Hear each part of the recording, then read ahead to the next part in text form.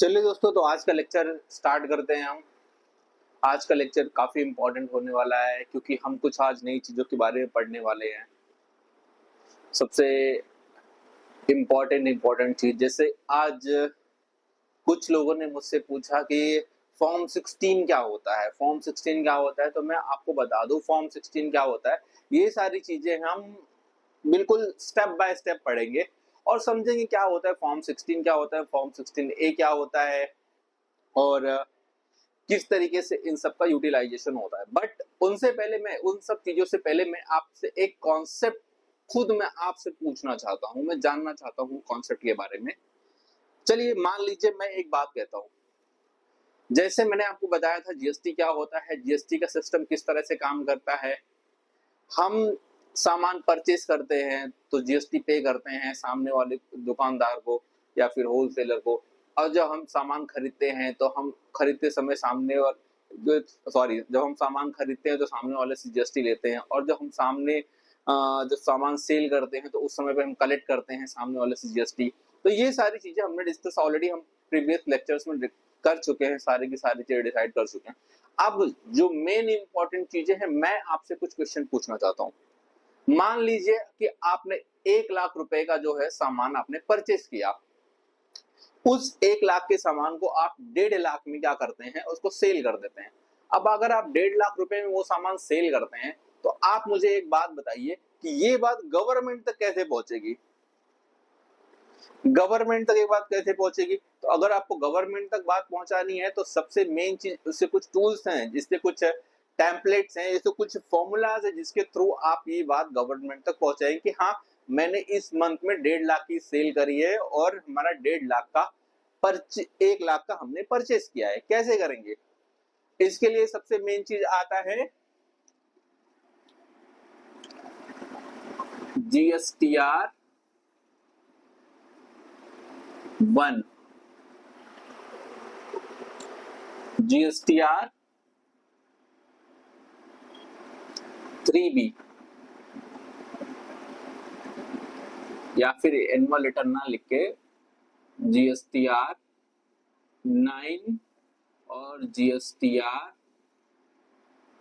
9C। ये important points आप समझिए बातों को, क्या क्या चीजें हैं ये। अब देखिए, पहले हम करते हैं GSTR 1 की बात। हम करेंगे पहले GSTR 1 की बात। चलिए मान लीजिए मैंने एक 1.5 लाख की जो सामान सेल किया था, वो मुझे गवर्नमेंट को दिखाना है कि मैंने 1.5 लाख का सेल किया। अब हम एक फॉर्मूला यूज करते हैं जिससे हम कहते हैं GSTR 1।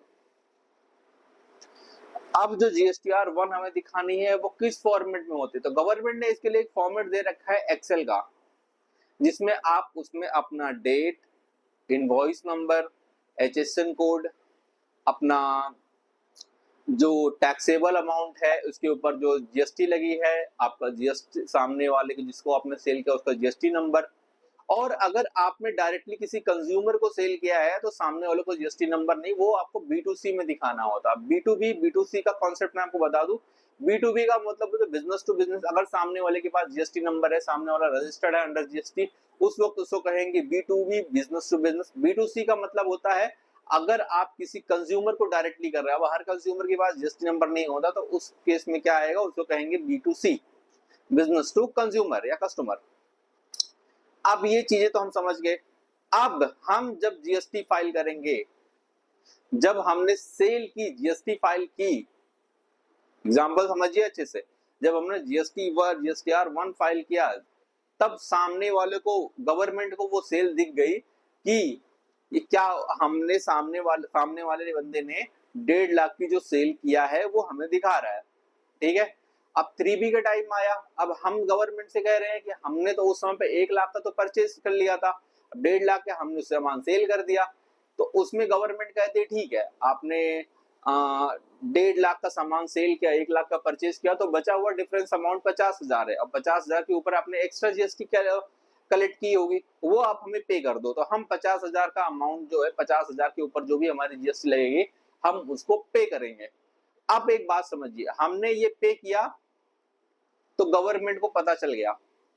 अब गवर्नमेंट क्या करेगी, वही जीएसटीआर 1 जिसके, अब किसी ने तो हमसे परचेज किया होगा, जो हमारे लिए सेल है वो किसी के लिए तो परचेज होगा, अब वो उसके परचेज में जीएसटीआर 2B करके आएगा। एक 2A होता है, 2B होता है, दोनों के अलग अलग कॉन्सेप्ट हैं, होते एक ही चीज है, बस जीएसटीआर 2A क्या होता है कि आप मान लीजिए कि आपने मैंने सितंबर मंथ में कोई जो क्या है वो सेल करी है, अब क्या करता हूँ, किसी वजह से मैं अपना जीएसटीआर 1 सितंबर में ना फाइल करके अक्टूबर में फाइल करता हूँ, तो सामने वाले की जो जीएसटीआर 2A में है वो सितंबर मंथ में दिखेगा, लेकिन जब जीएसटीआर 2B की बात करेंगे तो वो उसको अक्टूबर मंथ में, जिस मंथ में फाइल करेंगे उस मंथ में इसको दिखेगा, this is called GSTR 2B।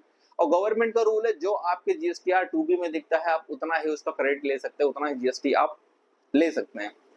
चलिए ठीक है, एक मैंने कॉन्सेप्ट आपको बता दिया किस तरीके से हम करते हैं।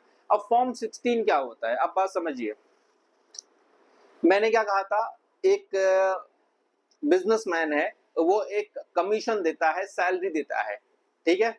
मान लीजिए कि एक बिजनेसमैन है जो 12 लाख की सैलरी दे या 10 लाख रुपए सैलरी देता है, स्लैब पकड़ लेंगे हम 7 लाख रुपए तक का हमें छूट है।